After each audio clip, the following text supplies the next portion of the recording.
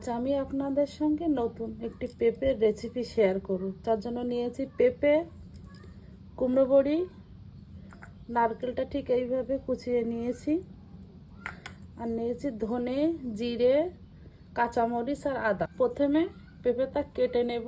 আমি কেটে নিয়ে আসছি, এখন গ্রেটার দিয়ে গ্রেট করে নেব। পেঁপেটা সব আমি এইভাবে গ্রেট করে নিয়েছি। আদা, কাঁচামরিচ, জিরা আর ধনিয়া সব একসাথে বেটে নেব। দিলাম সরিষার তেল, বড়ি ভেজে নেব। ভাজা হয়ে গেছে, উঠিয়ে নেব। কুচি করা নারকেল ভেজে নেব। নারকেলও ভালোভাবে ভেজে নিয়েছি, এখন উঠিয়ে নেব। এখন তেলের উপরে জিরা, তেজপাতা, শুকনো মরিচ দিয়ে দিলাম।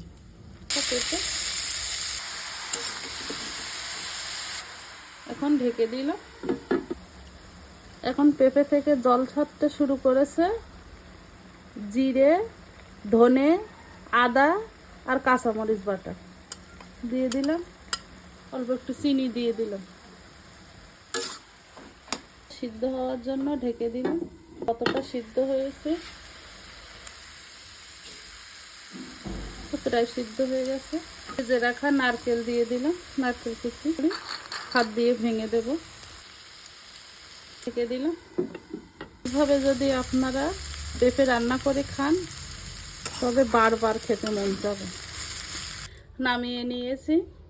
পেঁপের তরকারিটা কেমন হয়েছে জানাবেন। একবার রান্না করে খেলে বারবার খেতে মন যাবে। যে পেঁপে খায় না, সেও খেতে বাধ্য হবে।